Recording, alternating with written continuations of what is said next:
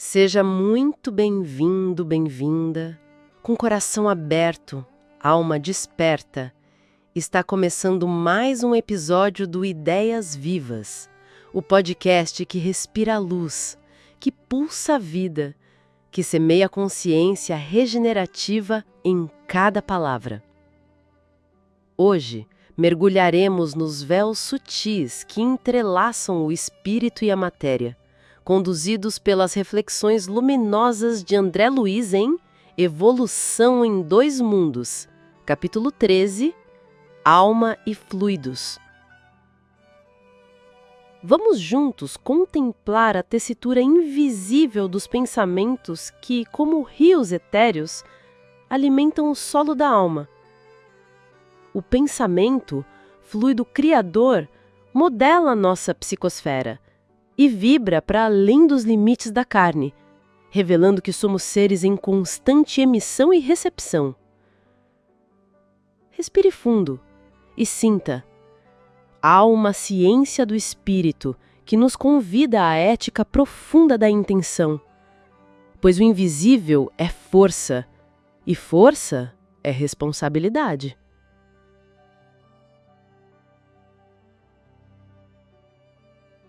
Olá! Seguimos hoje com nossa exploração do livro Evolução em Dois Mundos, do André Luiz, psicografado pelo Valdo Vieira.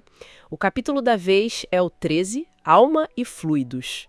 A proposta é a gente tentar entender melhor o que seriam esses tais fluidos, sabe? E como eles se conectam com a alma, com o pensamento. É aquele convite para olhar além do que a gente vê, né? Afinal, muitas vezes o essencial é mesmo invisível aos olhos. É uma ótima forma de colocar. O capítulo começa definindo o fluido de um jeito bem amplo, um corpo cujas moléculas cedem fácil, né? A mínima pressão. Mas o ponto-chave mesmo, o que vira o jogo aqui, é apresentar o pensamento não como algo abstrato, sabe? Mas como um fluxo contínuo de energia. Quase um fluido real mesmo, gerado pela própria consciência. E isso, claro, ganha uma importância enorme quando a gente pensa na vida fora do corpo físico. Nossa, isso realmente muda a perspectiva, né? Quer dizer, o pensamento como um tipo de fluido, uma matéria, talvez mais sutil. Como é que isso funciona depois da morte do corpo? O texto fala que a consciência encontra a matéria numa outra escala vibratória. Exato. Nessa outra dimensão, a consciência lida diretamente com esse fluido mental.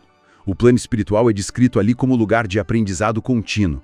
Tem leis próprias, parecidas com as nossas até gravidade, ciclos de tempo, dia e noite, mas tudo operando numa matéria quintessenciada, como o texto chama. Pensa nisso não como algo menos real, mas tipo assim, vibrando diferente, mais sutil, mais plástica, respondendo direto à mente.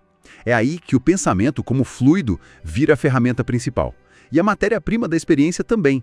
A fonte é a mente, a consciência, não o cérebro que ficou para trás. E essa energia mental, esse fluido, ele não fica só ali contido na consciência, certo? O texto menciona que primeiro influencia o corpo biológico enquanto estamos aqui, e depois, ou mesmo durante, se expande criando o que chamam de psicosfera. Seria tipo o nosso halo psíquico, uma assinatura energética. É exatamente essa a ideia. Pensa na luz e no calor que saem de uma vela, né? Nossos pensamentos, nossos sentimentos constantes, eles criam esse campo ao nosso redor. E a qualidade dessa psicosfera, se ela é mais luminosa, ou mais densa e equilibrada ou não, depende diretamente da natureza daquilo que a gente cultiva aqui dentro. O pensamento é descrito quase como uma partícula mesmo, um corpúsculo fluídico, que é moldado pela emoção, pelo desejo por trás dele. Ele pode construir ou pode desagregar, dependendo totalmente da intenção que o impulsiona. Entendi. E essa ideia da psicosfera individual, ela me faz pensar como esses pensamentos todos interagem num nível maior. Isso tem a ver com a tal da reflexão das ideias que o capítulo menciona e como isso empurraria a evolução para frente. Aí a gente chega num ponto fascinante. Essa reflexão das ideias sugere um circuito, sabe? Um fluxo constante entre os planos. Ideias, inspirações, até soluções para problemas, elas não brotam só do nosso intelecto isolado aqui. Elas podem, digamos, descer de esferas mais elevadas de consciência. E aí, elas influenciam mentes que estão receptivas aqui no plano físico. O texto até sugere que isso foi um motor essencial para o desenvolvimento da inteligência humana. Desde lá do comecinho, sabe? Da criação das primeiras ferramentas até hoje, acelerando o progresso na ciência, na arte, na filosofia. Faz muito sentido pensar assim. O plano físico seria, então, o nosso campo de provas inicial, né? Onde a gente experimenta, e o plano extrafísico espiritual seria um lugar para refinar isso, para assimilar o aprendizado de forma mais profunda. A reencarnação e a desencarnação seriam, então, etapas nesse ciclo constante. Um fluxo de aprendizado, de troca, de depuração. Perfeitamente. É uma troca contínua desses fluidos mentais, desses pensamentos ativos, que vai promovendo as transformações. E não só no indivíduo, viu? Mas também nas coletividades, nas civilizações inteiras. É um processo bem longo, gradual, de associar ideias, reconfigurar formas, e tudo isso impulsionando a alma nessa jornada evolutiva rumo a um estado de maior consciência, de maior integração, o que o texto chama de alcançar a humanidade, com H maiúsculo. Então, o que fica bem forte dessa nossa análise é essa visão do pensamento como uma força real, ativa. Um fluido mesmo, com o poder de criar e de conectar.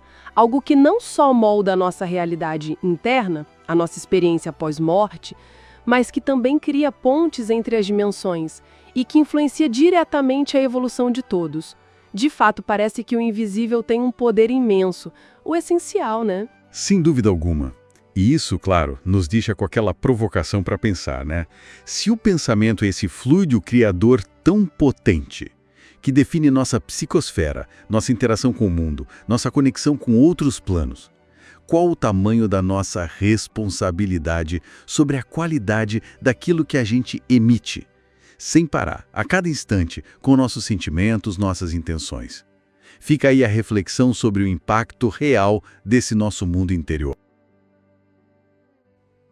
E ao contemplarmos a alma como foco irradiador de fluidos mentais, compreendemos que cada emoção é uma semente, cada pensamento um ramo, e cada ação uma flor de luz ou sombra no jardim da existência.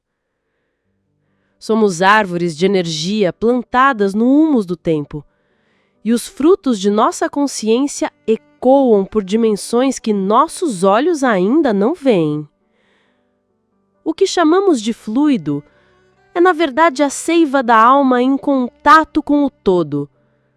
E é nesse todo que se revela a simbiose espiritual, uma dança viva entre consciências, um entrelaçamento profundo onde o eu se dissolve para servir ao nós.